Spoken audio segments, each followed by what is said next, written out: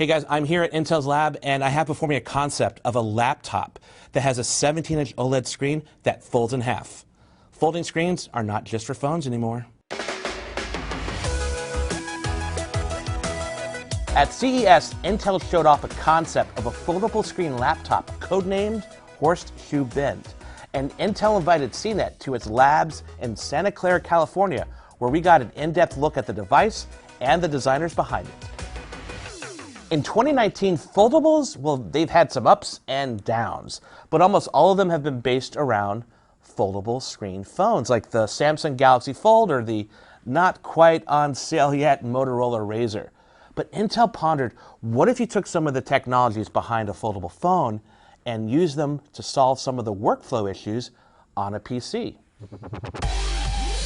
For example, a lot of us crave a larger screen for, well, productivity and entertainment, but you also want the convenience of a small form factor for just carrying the damn thing around. And that paradox spurred the development of Horseshoe Bend.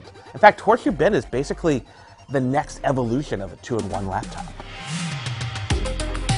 So basically, Intel made a device that transforms from a 17.3-inch OLED screen tablet into the form factor of what is essentially a 12.5-inch laptop.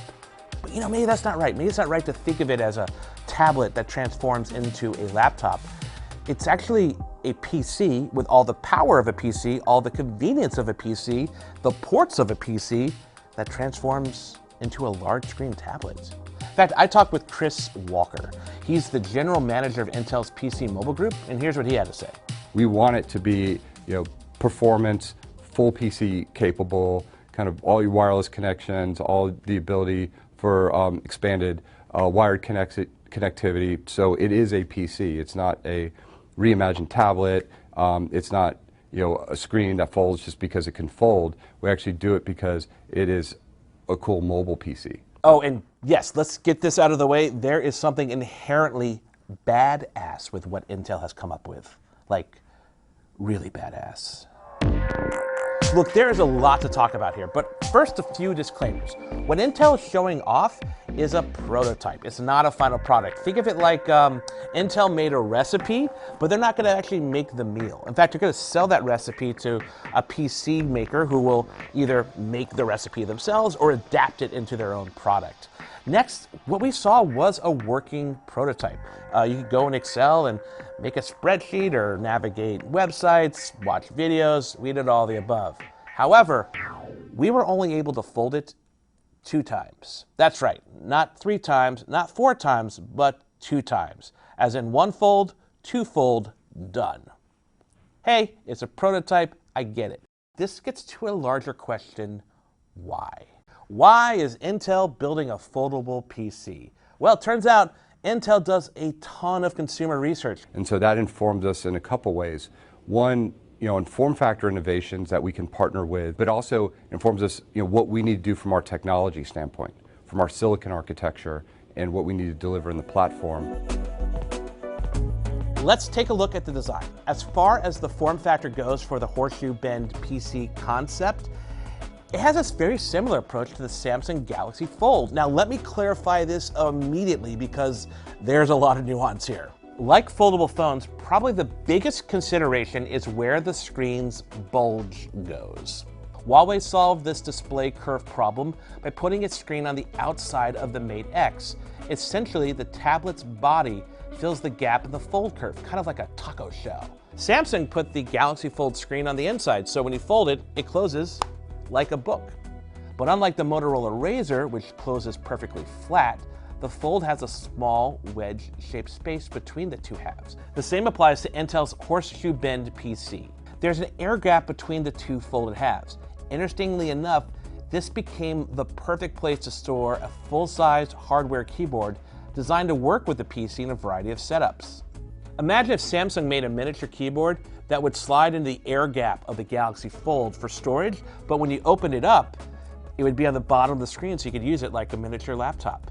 Look, this is completely ridiculous. Let's just acknowledge that. But this is kind of what Intel did with its PC. And it makes sense to have an option for a physical keyboard. In fact, Intel's research shows that consumers want to have choices between the ways they input on a device. The more and more you see, pen input voice input, right? The quality of voice interaction. I have that, with my own daughter. She'll challenge me. She's in grade school.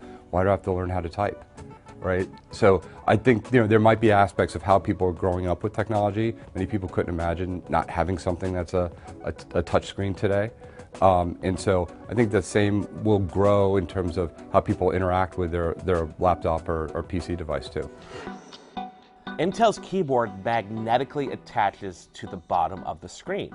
So literally the keyboard is sitting on the screen of the computer. And when it's snapped in place, it actually feels like a 12.5-inch laptop, which is really impressive. Now, if you don't have that keyboard, you can still use the on-screen one to type and access documents and stuff like that. Another interesting thing about this prototype is how you're going to use it. So a foldable phone, you're either going to use it with the phone open or closed. That's pretty much it. The screen needs to basically support a variety of poses because it's a 2-in-1 laptop. Sometimes you might have the screen flat. Sometimes the screen might be closed. Sometimes the screen's in an L-shaped position because you're using it like a laptop. And other times it has to support the pressure and force of you typing on a hardware keyboard that's on the screen. Yeah, that's a lot of different uses that we do not see in foldable phones. So let's talk about this screen. It's an OLED panel. It's a touch panel, and you can use a stylus with it. It goes 17.3 inches across when it's in like a tablet mode. When you put it in laptop mode, it's the equivalent of a 12.5-inch laptop screen with a 3:2 aspect ratio. Okay, as with phones and laptops, what makes the magic happen here is a hinge. And Intel uses 2 hinges in parallel to connect the top and the bottom part of this laptop. If I was able to look inside this laptop, I would see that the ends of the folding screen are attached and the middle kind of floats freely, and that allows it to fold in half. But that could allow possible debris like crumbs or dust to get between the hinge and the back of the screen. Now, I want to be clear, this is a prototype, and Intel is going to add gaskets to help prevent that. And Intel is also confident that the screen will be able to handle normal wear and tear, like when you put it in and out of a backpack. On the inside, powering this foldable bad boy is Intel's follow-up to this Ice Lake processor. They call it Tiger Lake. What you're going to see in this device is a processor we've codenamed Tiger Lake. So our kind of annual refresh of product, it's a bold new architecture, but what's important is that it's very high PC performance. We're bringing in AI use cases into the PC in ways that actually help people create. Aside from that, Intel didn't announce any specifics like speed or specs about this processor. We just know it exists, and that's still pretty exciting. Okay, I realize this sounds crazy, but one of the most exciting aspects of this prototype is the cover. Okay, hear me out. So here's my little poor man's replica of the device. So let's just say this is the screen. It folds in half, right? Ignore the paper crease, all right? So the cover on the back, it has to be able to support all those bends and flexes. But it also has to be able to support the fact that when it's in kind of tablet mode, the back also folds up like a kickstand. So imagine you have a book, like a hardcover book, and when it's opened flat, the cover folded up horizontally as well. So it has to be able to flex 90 degrees this way, and it has to be able to flex 90 degrees this way. The design and engineering between these two different movements is all the more impressive when you realize the entire cover subtly slides as you fold it. Now, this is not something new. In fact, Lenovo showed off an early prototype of a folding screen laptop to us in May, and it had something similar where the back moved from left to right a little bit as well. Okay, but Intel uses graphite to support the kickstand, which also helps draw heat out away from the processor, allowing the processor to run a little hotter. These panels are covered in leather. In fact, Intel talked to people who made shoes to understand how to make a premium leather exterior cover for the device. Being a prototype, there is a lot that we don't know about this device. You don't know the battery life, the screen resolution, the weight, and most importantly, we don't know how much it's going to cost. And that's where it gets interesting, because the magnificence of having a large screen that folds down into a compact form factor will likely get a lot of people to open their wallets. And while Intel didn't share what they thought the device would cost, there's no doubt that the Horseshoe Bend foldable PC will likely have a premium price tag, and that's true of all foldables at this time. fact, I'll let Intel's Chris Walker have the final word. It's going to be premium when it first comes out, but I never underestimate people's willingness to pay for cool. Hey guys, for more on Intel's foldable screen PC, check out cnet.com. We got a really great in-depth story there.